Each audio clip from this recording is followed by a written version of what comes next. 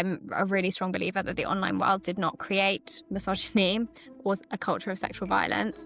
But I think it has like created a lot of polarization, like over the last, in kind of both ways. The first thing that we always say in the workshops is that this issue of sexual harassment is something that impacts every single one of them negatively. It's something that harms every single one of them, regardless of gender. And then we also say this culture is something that every single one of you have contributed to. What young people need is workshop content that feels relatable to them. I can so imagine this scenario if we went into schools and showed Adolescence, and the boys would just be like, but we wouldn't stab our classmate, so we're not the problem. Like, they'd see it as really exaggerated and really extreme, when what we need is activities that get young people to realise the harm of their actions, to realise the harm of kind of the everyday parts of this culture.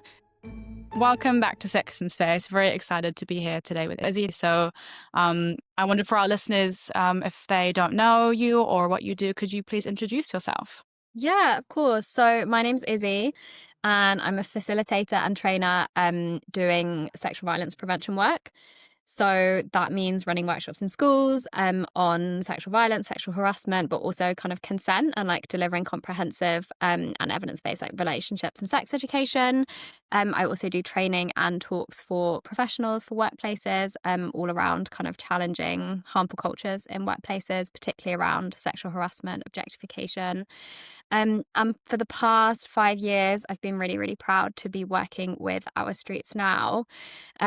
So Our Streets Now was founded by kind of slightly by accident, to be honest, by two young people who started this conversation online about how they felt unsafe walking home from school and how common it was to be objectified, to be followed home, to be stared at, to be intimidated, and how no one seemed to be talking about that.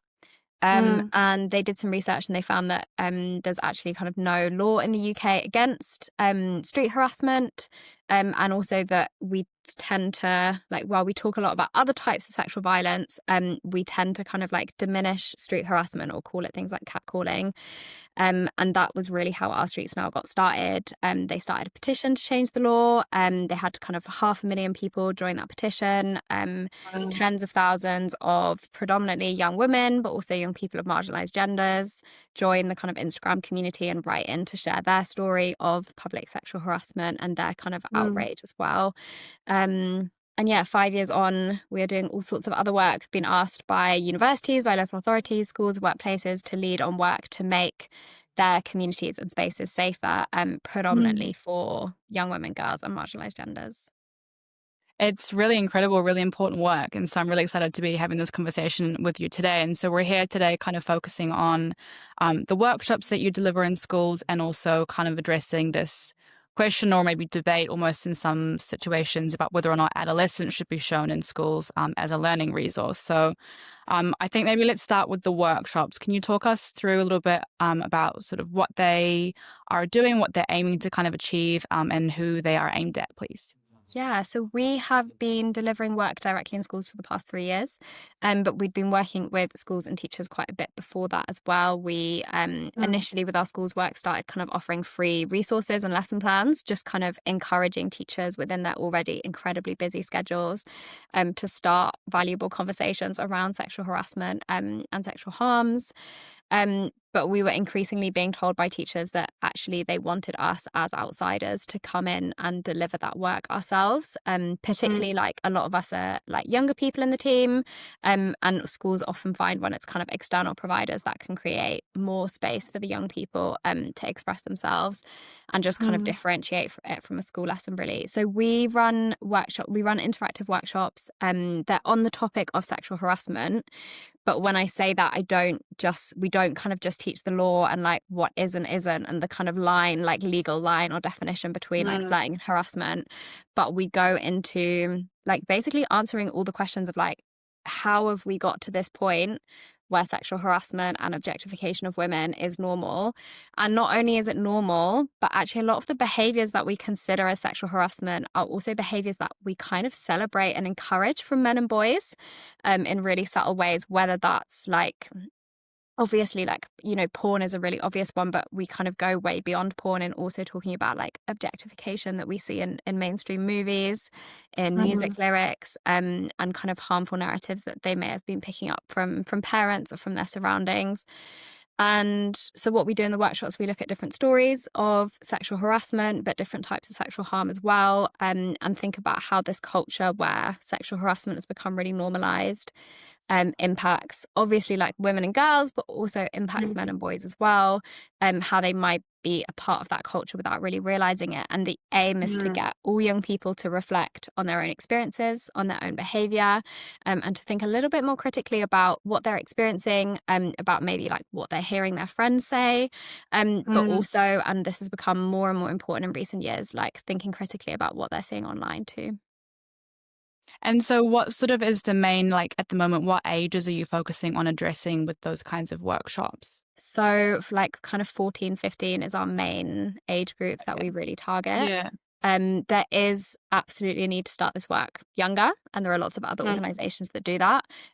mm, We focus on 14 to 15 with our specific content because we find it's the age group where they're the kind of most, I suppose, like exposed to like the real harm, and like they're most likely by that age to have both like experienced it, witnessed it, potentially been a silent bystander in some of those conversations. But mm, the kind of before they've reached the maturity where they're necessarily like thinking through their actions in terms of the impact it has on other mm, people or thinking critically. And it's often also the age, particularly that younger age, like range of that of kind of 13, 14, where schools are particularly reluctant themselves to start broaching these topics, particularly when we start thinking about online harm or kind of technology facilitated sexual violence. And I think that's where we come in with a bit more confidence of like, no, actually, we do need to be talking about this at this age, mm. even though we don't like to think that young people at this age are already perpetrating or witnessing or experience these kind of harms. So yeah, kind of for those reasons, that's the age group we look at. And do you see any difference, in terms of gender and sort of with respect to how young people respond to the content that you're delivering in those workshops? Yeah, 100%. Yeah. And I mean, students respond so differently to our workshops for lots of Mm, reasons, and gender can be a huge one of those factors for sure. And often, you know, as soon as we walk into the room, the students, it's quite unusual in our workshops because they get to choose where they sit, which is not like their normal lessons. So they're often kind of okay. within their more natural friend groups. It's Mm. incredibly segregated, which is really interesting. So when they sit with their friends, I would say 90% of the tables they choose to sit with are single gender. Oh, Um, interesting. yeah. So it's kind of really clear, and you definitely have um kind of tables of quite similar attitudes, and they're kind of regarding you in very different ways as soon as you walk into the room. You know, you've often Mm, got a table who I would, and we try not to let these kind of assumptions like cloud the way we're talking to young people, obviously, but there's kind of a table that I often perceive quite quickly as having like particular trauma with some of the issues that we're working on, and that look kind of both maybe nervous and pleased to see us. mm, There's always one table or one or two students who you know that they like have almost decided that they're against you or that you're against them, but like before you've even opened your mhm, mouth just because of the topic. And I think that like the extremity of that range, I think is really growing because of online influence in particular.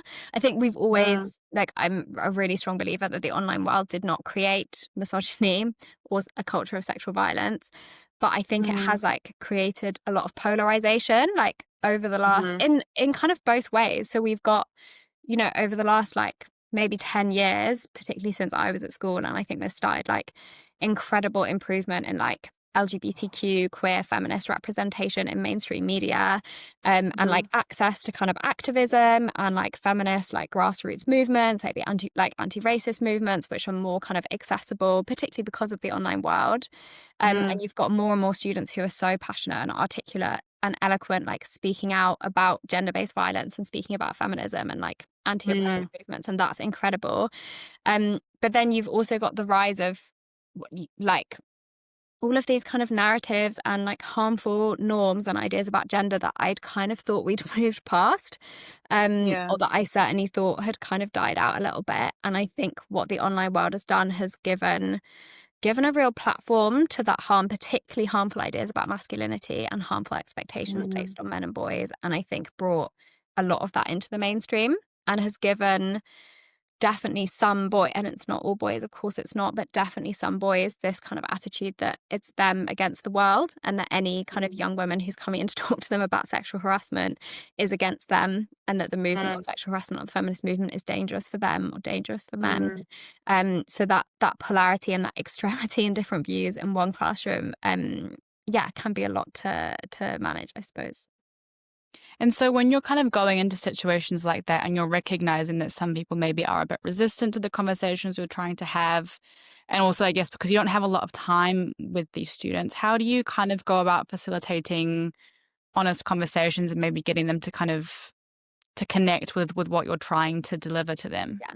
So the first thing that we always say in the workshops is that this issue of sexual harassment is something that impacts every single one of them negatively. It's something that harms every single one of them, regardless of gender. And then we also say this culture is something that every single one of you have contributed to.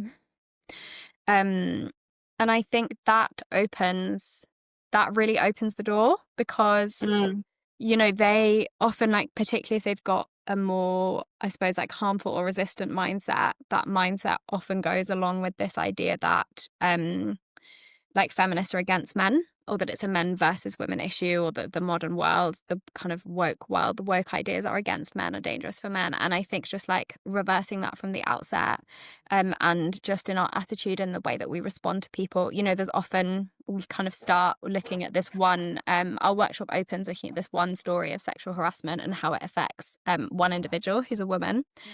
And then 30 seconds later, we've got 3 hands up going, but miss, what about men? And then we go, yeah, thank you so much for pointing that out. A, why do you think like men's experiences of sexual harassment aren't really represented in the media? B, why do you think if men do experience sexual harassment that it's not so easy for them to talk about? Because those 2 questions are such a good entry point for talking about harmful masculinity. And then it's like you really kind of bring people into that conversation. So all questions are valid unless they're kind of like really harmful or directed at someone else in the room. And just in the way that we're speaking to them, and in the way that we run the activities, and the way that we answer questions and listen to them, that kind of, I hope that like worldview that they might have come in with about the world being against them is kind of like slowly trickling away, and we're able to like open a little bit, that open mind. And I think even if we don't transform someone from like, Andrew Tate's #1 fan to like to the perfect ally, I think what we do is like we plant seeds of doubt, and we just get them, I hope, to start asking questions, and to start thinking a little bit critically. And if we can get that, the next step and the kind of next task, our next objective, is to get them empathizing with victims of sexual violence. And I suppose, like, when I say victims of sexual violence, I also mean like anyone who's negatively impacted by gender stereotypes and like harmful norms around gender, which is actually all of them, and themselves as well. I think it's that little seed is super important, because it's a big ask to try and transform someone's worldview or the way that they perceive people around them or their relationships to others. It can be really challenging. And so I think, just having that little seed is so important. And another question that's sort of come, out of this conversation, I'm wondering, like, are there any questions, obviously, because you said like no questions, a bad question. Are there any questions that you're seeing from young people on repeat that they're asking like quite a lot across different workshops and different schools that you're delivering? Yeah, I would say the most like harmful things that we hear like don't come as a question. They come as a comment. Okay. But yes, for sure. Like, one of the most common questions we get is like often from girls. And it's often like, but what do I do if I am harassed? Or like, how do I stay safe from experiencing this? Which is always like quite a heartbreaking question in some ways, and ones that I have to always be really honest and say that I don't necessarily have the answer to that. And that I suppose there's like that discomfort that we hold in terms of that the young people want advice on how to stop this happening. But we also know that it's A, not their fault, and B, not necessarily possible. I think Mm. some adults that we speak to have this kind of, and I know because I've had this like almost argument openly, but have this really ingrained idea, like still, that if girls wear a shorter skirt, they're more likely to be harassed. And even, it doesn't even come from a bad place. It's like they're not saying that it's Mhm. then their fault. They're just genuinely saying that that is a good method to prevent harassment and to prevent male attention. Right. And young Okay. people are so used to receiving that kind of safety advice that they want that from us. But we have to say, well, Mm. actually, like, clothing is not responsible for inviting harassment. And we also know that public sexual harassment happens in broad daylight, in crowded spaces. The problem is not where they've chosen to walk. The problem is that we live Mm. in a world where it's so normalized that people don't step in. Like, it doesn't have to Mm. happen in dark alleyways. Mm. Yeah, it can happen in broad daylight. So that's Mhm. like one area that we deal with a lot. One thing that we do say for that is that like however they respond to public sexual harassment is like valid. So like if they decide to Mhm. smile and keep their head down, like that was probably the best choice for them in the moment. If they decide to like Mm. yell back at the person, that was probably the best choice for them in the moment. So Mm. that's probably the most common question we get, I suppose, like a more genuine question. Mm. I can talk a little bit about like disruptive comments as well, because we certainly get a lot of those. Mm. Yeah. Um, definitely what about men? But I've already kind of touched on that. And Mm. I kind of actually love when they ask that because it's kind of perfect for like sneaking into the next conversation. Yeah. Um, there's a lot of like when we look at the stories of sexual harassment, there's a lot of like I would kind of call it victim blaming, even if it's kind of slightly more subtly disguised than like Okay. the older manifestation of victim blaming. So there's a lot of like, but why didn't she just fight back? Or like, why didn't she run away? Why didn't she scream? Kind of all of that. Um, Mm. and particularly with, we're seeing this like quite a disturbing rise in victim blaming when we think about online harm and like technology facilitated sexual harassment. So for example, Okay. like non-consensual sharing of intimate photos or like Mm. inappropriate messages online. And there's a lot of, that they should have blocked them. Like, why haven't they gone to the police yet? They shouldn't have Okay. sent any images in the first place. Like, there's a lot of, I would, yeah, just say like a lack of empathy. And then, Mhm. yeah, so that's a big kind of topic to navigate because, and then you kind of have to point out to the young people after they've asked, 6, 7 questions about her actions or the victim's actions. You Mhm. kind of have to say, do you guys think it's weird that we've spent 10 minutes talking about what the victim should have done and haven't mentioned the perpetrator in this conversation? Mm. So trying to kind of switch that mindset a little bit. Mm. And what do you find are the responses to that question? Does that get people kind of able to switch the way that they're seeing the situation? Yeah, sometimes. Um, it's tricky because we're working in a context that's already been set for us by the Mm. school, and Mm. young people, especially by the time they get to 14 or 15, have already had 3 to 4 years of like a barrage of information from Mm. adults in their lives about how to stay safe online and how to Mm. avoid being harassed or being a victim of any type of sexual harm or sexual exploitation online. Um, Mm. and I think for young people, it also, like, it doesn't necessarily come from a bad place. I think it's sometimes a protection mechanism because we're Mm. showing them scenarios and trying to get them to emotionally connect and think that could be me, that could be my friend. But they think, but I'm going to follow all the advice, so that could never be me. So Mm. I think that's for them. It's a bit of a defensive or protective thing. Um, Mm. yeah, Yeah, that makes sense. And I think something else I'm interested to ask is there's kind of this, well, there's a tendency sometimes I feel like in culture or in society to kind of perceive perpetrators of violence or sexual harassment as kind of like the 1% that's kind of like real minority of people who are, lurking in the shadows somewhere. And I wondered if you could speak a bit to um, why that's not the case and also why it's a problem that we view it that way. yeah. Yeah, it's interesting because we obviously have so many more statistics on like how many women experience this versus instead of like how many men perpetrate it. Mm. And we think about the fact that 97% of women have experienced sexual harassment, but still we don't quite comprehend that therefore it must be more than 1% of men that are perpetrating this. Or it's Mm. just an incredibly busy 1%. Um, so, and I think that's like, there's this very kind of wild view, which is again something that we try and deconstruct of like, okay, 1% of men are bad men. who do bad things, and the other 99% are good men. And the reason that becomes a problem is because, I mean, I think 99% of people are good people anyway. But I also think most of us perpetrate harm at some point in our lives and contribute to like harmful cultures without realizing it. I know that like I certainly have done in my life, and like there's so many things that I've had to unlearn. And when I look back at all the things that I said in school, there's definitely things that I reflect on differently now, right?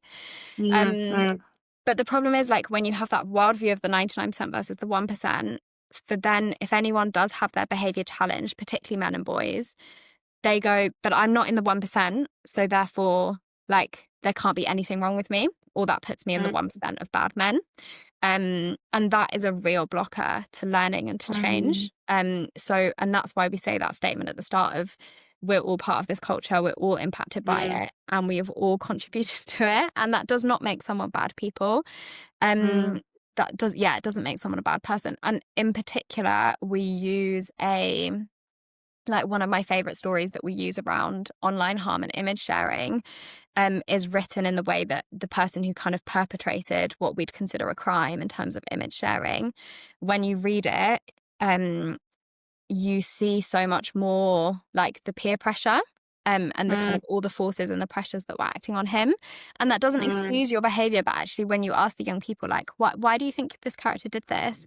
They don't say because he's a bad person. They said because he wanted to impress his friends. And that, that's a really good way of showing, like, actually there, this myth of the kind of 1% psychopaths or whatever it is isn't true. But you've got this entire group of friends who kept making jokes, or who kept staying silent, who stayed silent and didn't intervene. And all of their actions, all of that resulted in harm. Being able to, I guess, sort of connect and understand what led someone to make that decision without excusing, obviously, but being able to kind of understand where they're coming from in a way that doesn't make them, I guess, like a massive villain. Yeah. And that's a tricky balance because we don't want to be excusing people either. So that's always a kind of line that we hold. But to be honest, I think looking at nuanced situations on this topic is the way forward, because then young people can start to develop nuanced views on the world, which is really important. So if we're able to say, if they're able to say, but miss, you're saying he's at fault, but you're saying he's not at fault, then we get to say, yeah, it's complicated, isn't it? Like, and I think that's really important for them to see. And I don't know if they always get that in school, like in their other subjects. They're so used to being told what the right answer is.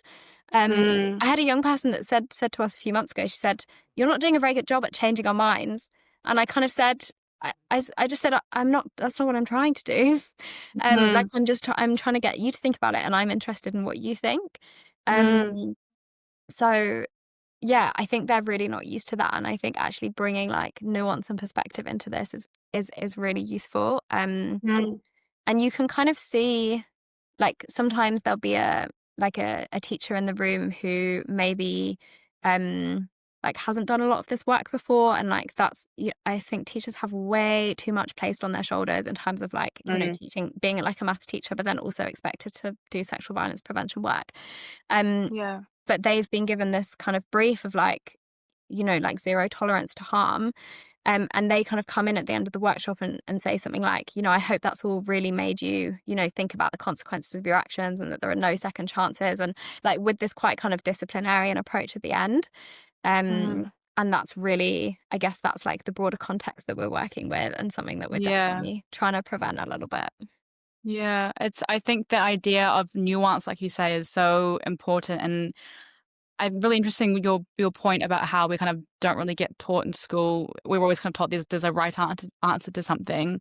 And I do think, coming back to this idea about, the online world, I think there's a lot of, opposing forces. There's a lot of binaries that you kind of see on there, whether you're watching one of those videos on YouTube, 20 people from this perspective versus one of this, that's not kind of like, how can we all meet in the middle and see where we connect together, and where we might share a view on something but not on something else. So I think being able to kind of open up people's perspectives is really important, not just in this conversation, but in life, I would argue too. Yeah, for sure. It's a hard balance though, because on the other side, you don't want to kind of get too flexible. Like Mm, there still have to be lines of things that are unacceptable to say, and like, yeah. topics that are off the table in terms of having Mm, debates. mm, And I think, some of the like other organizations in this space are kind of like, they talk a lot about like not making boys uncomfortable ever. And I kind of think, well, actually, boys should feel some level of discomfort in the workshop, because they're having to unlearn things. And like, to mm, some extent, so should students of any other gender. mm, Like, in the same way that all of us feel discomfort when we learn about areas of the world in which we have privilege, or we have to mm, confront like things that we've said and actions we've done which have caused harm. yeah. Um, Mm. so I think the real skill is that balance between the two. Yes, 100%, absolutely. And something else I'm interesting to ask you about is this like idea of like a little and often approach. And I wonder if you could talk a bit about what that means and why that's effective. Yeah, I this is really a really good point. We kind of talk a lot about little and often approach because we know that like so often this work is kind of like segmented into one PSHE, one relationships and sex education lesson at the start of term, and then it's kind of not talked about. And they're like, oh, they Mm, did sexual harassment in year 8. They don't need to do it again until year 11.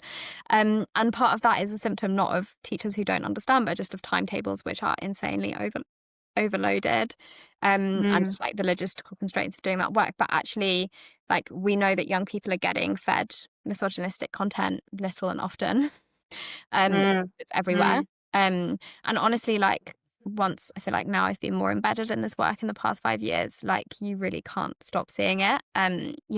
People mm. hate watching movies with me because I'm just pointing out misogyny, and it's Yeah. everywhere. But like, this stuff is everywhere. And, Mm, like, those voices are like overwhelming, and like, we have no chance of outnumbering them, but like, we have to try. mm, Like, there's a lot that we have to build yeah. in with young people in terms of like that critical thinking, and Mm, reminders that, yeah, what they're being exposed to online, but also potentially from their parents, from mainstream, from politicians, whatever it is, like, isn't necessarily normal. I am going to come back to the show Adolescence now, which for anyone listening, if you haven't seen it or heard about it, it's a UK drama series which is on Netflix, and it's pretty intense. It's about this family whose world is turned upside down when their 13-year-old is arrested and accused of murdering a schoolmate. I don't want to give any spoilers in case anyone hasn't seen it, but I think it's it's made its way around the world, I would say. What is your take on whether or not adolescence should be shown in schools as a learning resource? So adolescence has shone a spotlight on something that, like, us at our streets now, but other organizations have been chatting about for quite some time now, in terms of like online harm and misogyny and the effect that it's having on young people. I think it's really interesting, kind of the different ways that people have reacted to adolescence in terms of what they think it's telling us. Mm, Because, I'd before I watched it, I'd heard, kind of seen the headlines about adolescence reveals like online radicalization of young boys, and I watched it expecting it to be a show about incels. And mm, it's actually really not.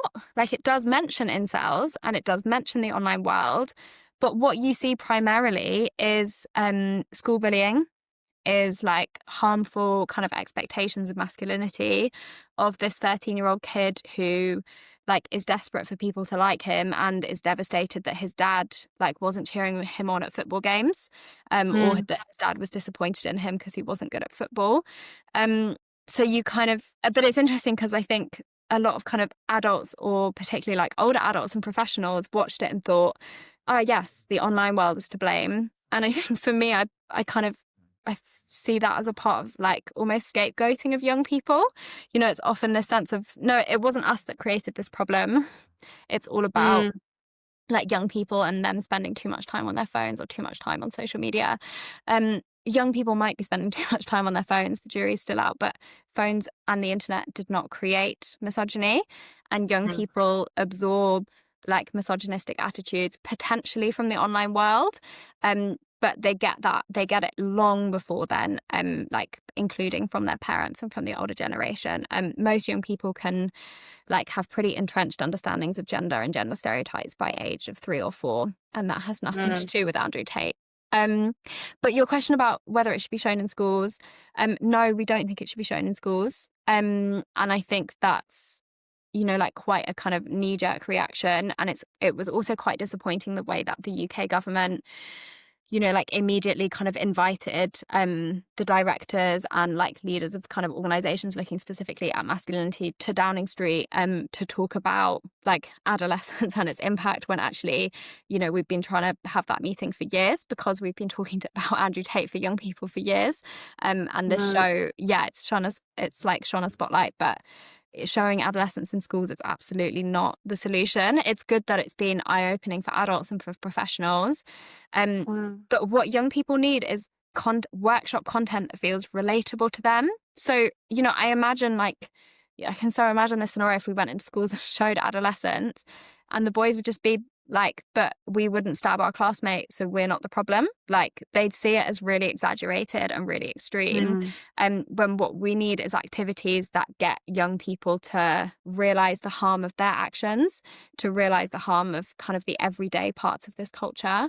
I also think it would just kind of add to this like narrative that like boys are evil and like boys are the problem. And I think, then you really risk like adding to the kind of narrative of incels or of Andrew Tate, that feminism is against men. And also there's just no empathy it does nothing to create empathy for the victim. Like, we don't see the victim in any of that, which is fine. Like, that doesn't detract from the show, but it shouldn't be an educational resource on its own.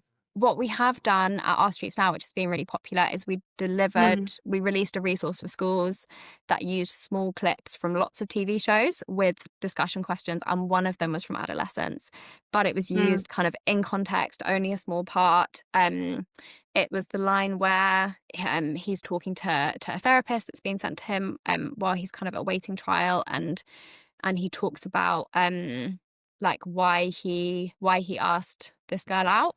And he uses this line of her weakness made her more gettable. Like, he chose to ask her out at a moment where she was being bullied by the year group. And we use that to kind of talk about like objectification of women and girls. So I think, what we need is like high quality resources for teachers and support and funding and training to do this work well. And on the topic of those resources that you've created, because I had a look at them and they look really great. And I think that's something that would have been so valuable. I mean, even for when I was in high school, I think it would be great to have those kinds of prompts to make people think critically about the media that they're consuming. I wonder, have you had any, like, what's the feedback been like so far from like teachers or students about those particular resources that you've created? Yeah, teachers generally really appreciate our resources, or at least we hear from the ones who appreciate them. Yeah, I think they've been used by kind of like over 5,000 teachers now, since we started 5 years ago.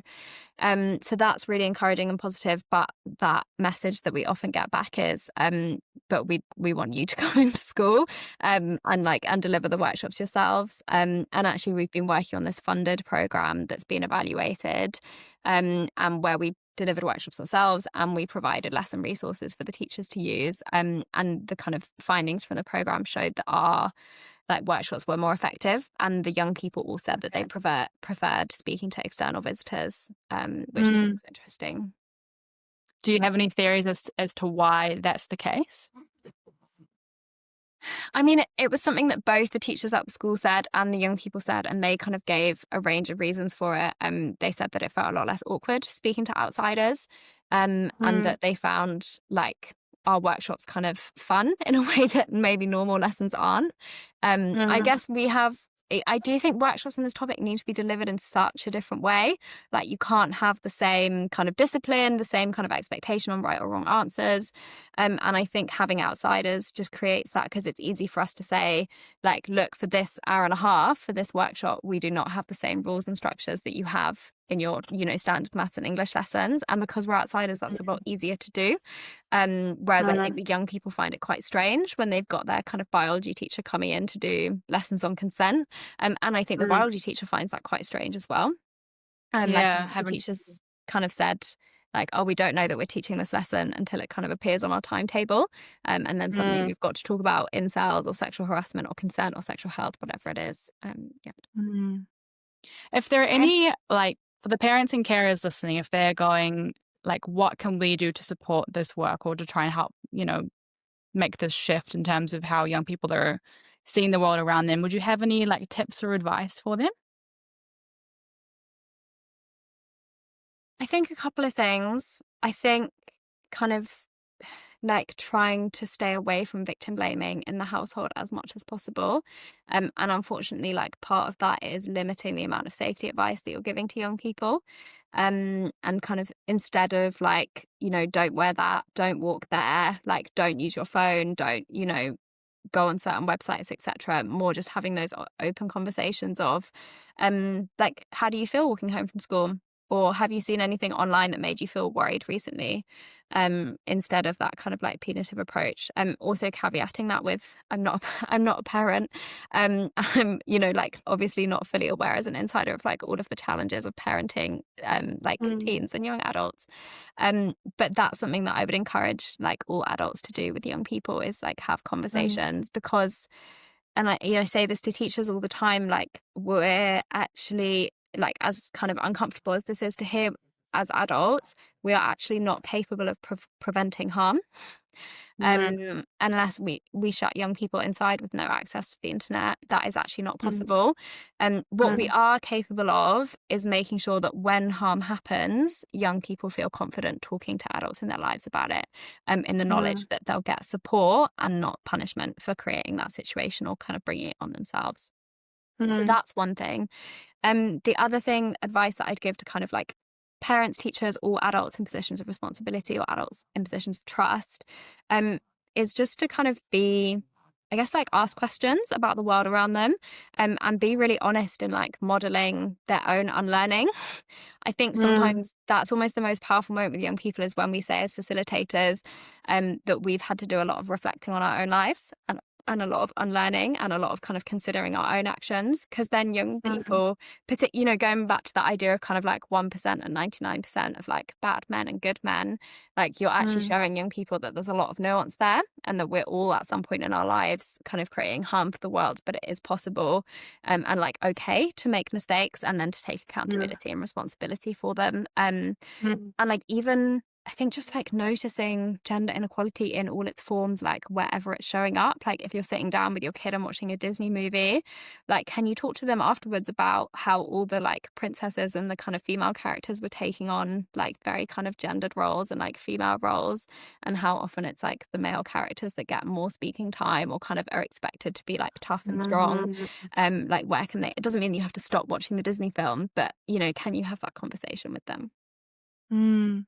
That's some really great advice and really interesting about the speaking time. That's not something I'd considered before, actually, in terms of how much each character is getting on the screen, which is interesting. I wonder, on the flip side of that, if there are any young people listening, is there anything in particular that you'd like them to know or to take away from this podcast? That's a good question. I think I'd say that like at least the message we always finish with is that experiencing like sexual harm of any kind is never your fault or your responsibility. And it doesn't matter if you made 150 bad decisions or what adults in your life would describe as bad decisions leading up to that event, whether it was drinking alcohol, going online, chatting to a stranger, sharing images, like whatever you have done, like experiencing sexual harm is never your fault. And you always have a right to seek support. And if you don't have trusted adults in your life, like there are other services you can go to. I don't know if you can share this kind of as a link, Toshi, but we have like if you Google Our Streets Now support, we don't offer support services ourselves, but we have a directory of support services for kind of like all sorts of specific types of gender-based violence. Amazing. Thank you. I'll make sure that we pop those links in the description so that our listeners can find those. Just before we wrap up, is there anything I haven't asked that you would like to mention or to cover off at all? Oh, that's a great question. Yeah, no, I think that's everything. Thanks so much for talking to me. Oh, thank you for being here. And just as a final sort of question, for our listeners who want to find out more about you and your work, where can they go and where should they find Our Streets Now? Yeah, so we've got a website, which is just Our Streets Now, and that's the name of our Instagram account as well. And if you go to our website, you can pop in your email address to hear newsletter updates from us. We have like lots of resources on our website, and our aim kind of for our Instagram and our website is to be providing like actions that absolutely everyone can go away with, and whatever your kind of like sphere of influence is around you, or whatever like community that you have influence on. So we do loads of work for anyone who's involved in any type of sport. So we've got guidance for anyone who like runs or like organizes like activities with runners, or anyone who works in gyms, or with young athletes. We've got a program coming up specifically supporting professionals who do work with young male athletes to like transform attitudes in their club. So we do loads of work in sports, we do lots in workplaces. So whatever workplace you're in, you can contact us, and we do like talks, we can do like comms work together. And we've got lots of resources online to like kind of help you start conversations in your workplace, which is kind of the basis of all of this work, really. Obviously, so much like resources out there for teachers in particular, lots of bystander work, and lots more like events and everything, and new resources coming out this year. So definitely follow us and have a look at our website and Instagram. Amazing. Well, Issy, thank you so much for your time and for sharing your experiences and your expertise, and for chatting with me today. Such an important conversation. And again, for our listeners, I'll make sure all of those links are in the episode description. So Issy, thank you. Yeah, thank you so much.